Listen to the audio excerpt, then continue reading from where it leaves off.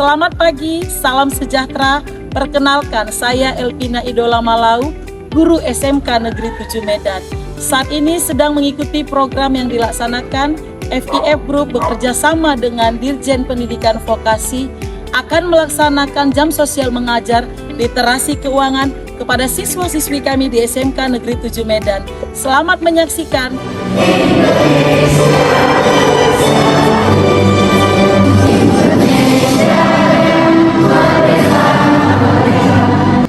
Atas nama manajemen SMK Negeri 7 Medan dan Ibu, kami tentu memberikan apresiasi yang sebesar-besarnya kepada manajemen Medan yang telah menyelenggarakan acara ini. Salam dari Ibu Kepala Sekolah. Menjawab pendidikan ini sebenarnya kan tidak hanya company outbank kalau di teman-teman pelajar itu ada Astra, luar biasa luar biasa. Untuk di Astra coba saya jelasin dulu ya. Jakarta Selatan. Ya, oke next. Selamat pagi.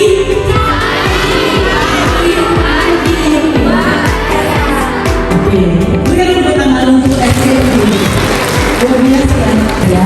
Ada yang mau gabung sama FIF? Setahun lagi ya Bu ya? Ada? Ada.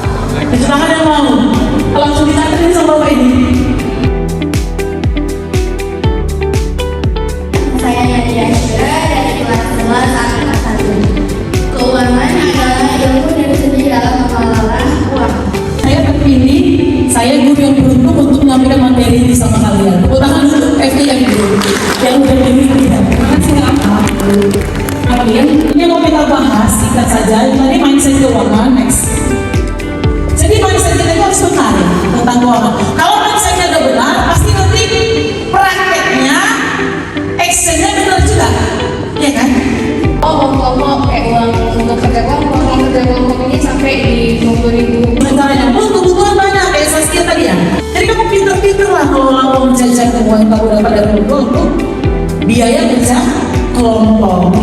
Dan next, ya inilah coba ini ada berita dari surat kabar ya, dari media cetak.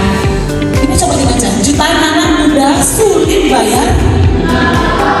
Berarti 2 jutaan anak melakukan pinjol. Kita jadi sasaran karena punya. Hati-hati nanti yang sudah punya apa yang mengurus. Jangan salah gunakan KTP-mu sehingga nanti kamu jadi kesulitan finansial, kesulitan keuangan. Karena keterlaluan jadinya itu gampang. Foto KTP, foto jangan begini itu lunasin. Makanya hati-hati, harus bijak dalam keuangan. Jangan sampai kalian harus di sini. Sulit bayar pinjol. Sedikitnya 2,6 juta orang kesulitan mengembalikan dana pinjaman dari atau pinjol. Lebih dari separuhnya anak muda. Anak muda itu harus produktif, ngasilin uang. Bukan malah minjem uang. Ya kan?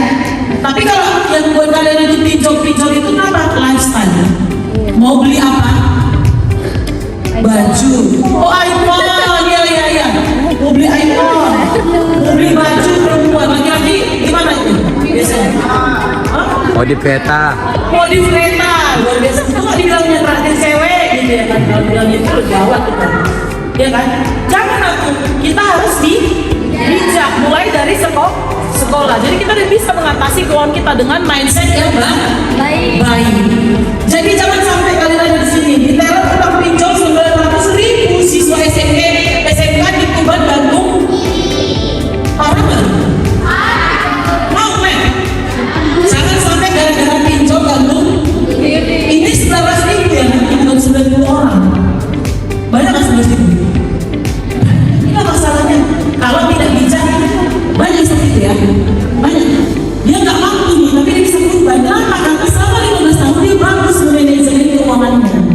Disisikannya untuk kurban, disisikannya untuk menunaikan perintah Tuhan.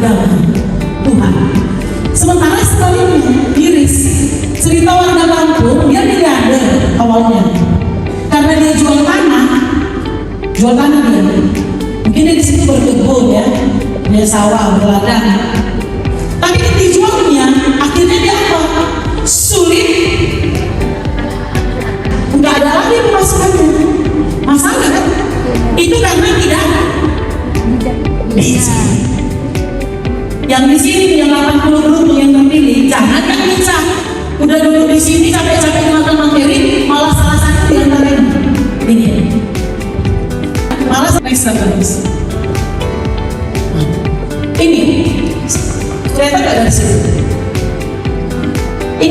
edukasi keuangan? Pengetahuan, keterampilan, dan keyakinan yang mempengaruhi sikap dan perilaku untuk meningkatkan kualitas mengambil keputusan dan pengelolaan keuangan untuk mencapai kesejahteraan keuangan masyarakat. ini dia kata kuncinya, mencapai kesejahteraan keuangan masyarakat.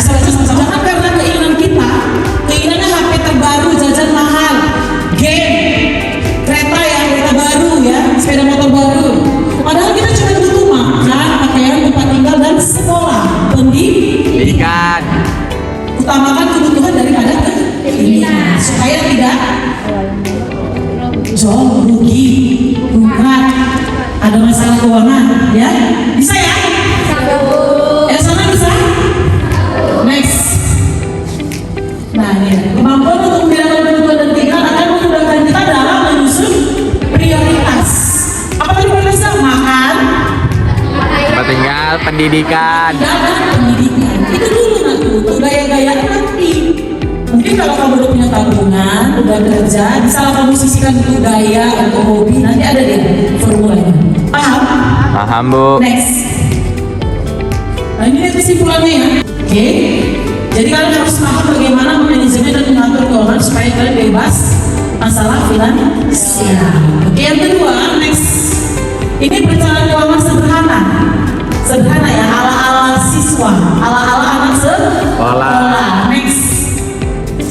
Itu ya. Ada anggaran keuangan, ada pendapatan atau pemasukan. Kalian pemasukannya ada dari orang tua. Kalau yang sudah bekerja dari orang tua, ada dari gaji ada. Itu semua pemasukan. Pengeluarannya ada 3, A, B, C. Apa itu yang 3 itu? Iya, 3, 4 juga ada. Nah kita harus bisa membaginya. Next. Nah ini dia. Ini dia, kenali kondisi keuanganmu, bedakan kebutuhan dan keinginan, buat tujuan keuangan atau berevaluasi secara berkala. Aku dikasih orang tua 1.000 ini 150.000. Kok bisa ya pengeluaranku 160.000? Dan aku minus 10.000. Baru buat rencana anggaran keuangan. Berikutnya apa? Apa yang disiplin? Bayar utang. Jadi ada anggaran untuk bayar utang.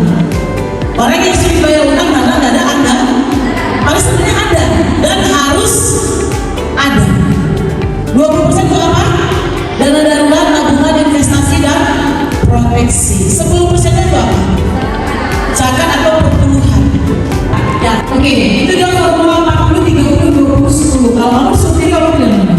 Yang tadi 50, 30, 20 apa ini?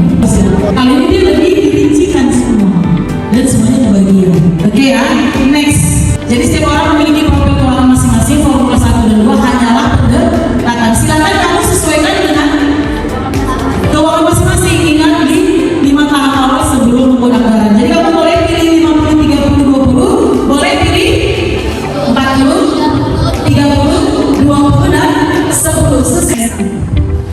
Nah ini dia. Ini dia industri keuangan. Kalau lembaga keuangan itu kan ada bank, ada yang non-bank. Ini dia ya, ekosistem industri keuangan. Yang pertama perbankan, next asuransi, yang ketiga pegadaian ada di sini, yang keempat next dana pensiunan dan BPJS tadi ya. Next, ini ya, jika pensiun di angka 58 dan meninggal usia 73, 6 tahun dipakai sebagai patokan bahan diskusi, maka usia tidak produktif hingga meninggal dunia. Katanya berapa tahun? Gimana kalau 15,6 tahun ini kita nggak punya dana pensiun? Kita hidupnya nggak mau hidup pakai apa nanti? Kan nggak semua orang punya pensiunan kan? Pakai apa kita yang mau hidup? Tabungan. Pakai apa? Aset kita kan ada dari investasi kan? Ada harta lancar dan harta tetap. Ada tetap berwujud, ada tidak berwujud. Kita bisa contoh yang harta tetap berwujud. Nanti, tanah itu bisa kamu sewakan. Gedung rumah bisa kamu sewakan, bisa menjadi hidup. Ya itu dia. Jadi itu itu sering disebut masa tua atau pensiun yang merasa tua tanpa penghasilan bekerja. Jadi penghasilan dari mana? Penghasilannya dari mana?